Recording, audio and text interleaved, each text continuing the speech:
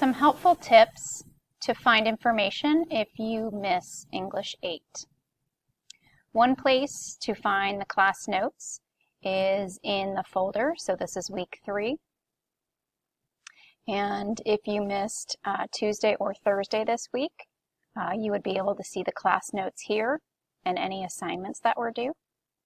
And if you missed Wednesday or Friday, you would see the class notes and any assignments that were due. One other place you can look for what you missed is right here, Class Agenda. Click on this link, and this is updated daily. Gives a brief overview of our reading journal from Monday, and then a short video on what we did in class as well as what was assigned. So you would look for these in Schoology to complete them.